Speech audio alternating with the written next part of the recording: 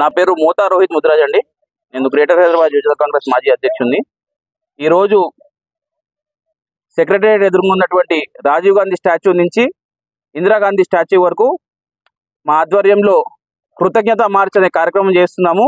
గౌరవ ముఖ్యమంత్రి రేవంత్ రెడ్డి గారు దేశంలో ఎక్కడ లేని విధంగా ఎస్సీ వర్గీకరణ కూడా దేశంలో మొదటి రాష్ట్రంగా తెలంగాణలో మళ్ళీ బిల్లుని పాస్ చేయించడము, అదేవిధంగా బడుగు బలహీన వర్గాల కోసము 42% రిజర్వేషన్ తీసుకురావడము, అదేవిధంగా తెలంగాణ యువతను మరి వాళ్ళ కాళ్ళ మీద వాళ్ళు నిలబడే విధంగా ప్రోత్సహించాలనే ఒక దృక్పథంతో మరి వారికి రాజీవ్ యువ వికాసం అనే పథకం ద్వారా 3 నుంచి 4 లక్షల వరకు స్వయం ఉపాధి కల్పన కార్యక్రమాన్ని తీసుకున్నందుకు పెద్ద ఎత్తున రాష్ట్రంలోని యువత తరఫున, బలహీన వర్గాల తరఫున, అదేవిధంగా మరి ఎస్సీ ఎస్టీ ప్రజల తరఫున కూడా ఈరోజు కృతజ్ఞత తెలుపుతూ రాజీవ్ గాంధీ స్టాచ్యూ నుంచి ఇందిరాగాంధీ స్టాచ్యూ వరకు కృతజ్ఞత మార్చ్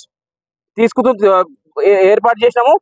గౌరవ ముఖ్యమంత్రి గారికి మరి దేశంలో ఎక్కడ లేని విధంగా ఇటువంటి బృహత్తర కార్యక్రమాలు తీసుకున్నందుకు మరి సంతోషం వ్యక్తపరుస్తూ వారు ఇదే విధంగా 5 ఏళ్లు మరి దేశంలో ఎక్కడ లేని విధంగా అభివృద్ధి కార్యక్రమాలు తెలంగాణలో చేయాలి, తెలంగాణ రాష్ట్రం ఇంకా సస్యశ్యామలం కావాలని చెప్పి తెలియజేస్తూ ఈ ప్రతిపక్షాలు సిగ్గు లేకుండా మరి నిరంతరం కేవలం ముఖ్యమంత్రి గారిని విమర్శించడమే కార్యక్రమంగా పెట్టుకున్నారు.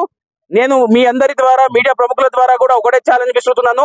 2014 మరియు 2018లో కూడా బీఆర్ఎస్ ప్రభుత్వం అధికారంలోకి వచ్చిన మరి మొదటి సంవత్సరంలో వారు ఎన్ని పథకాలు ఇంప్లిమెంట్ చేసిండ్రు, వాళ్ళు ఏ స్కీమ్స్ తీసుకున్నారో, మరి కాంగ్రెస్ పార్టీ కేవలం 1 సంవత్సరంలో ఎన్ని కార్యక్రమాలు చేసిందో మరి బహిరంగ చర్చకు సిద్ధమైతే దమ్ముంటే కేటీఆర్ ని రావాలని చెప్పేసి మరి మేము సవాల్ విసురుతున్నాము.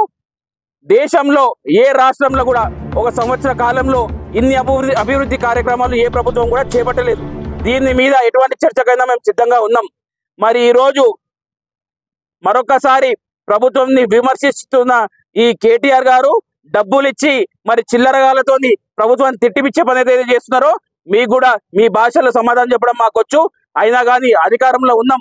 కాంగ్రెస్ పార్టీ గాంధీ సిద్ధాంతాల వల్ల మరి మమ్మల్ని మేము నియంత్రిస్తున్నాము.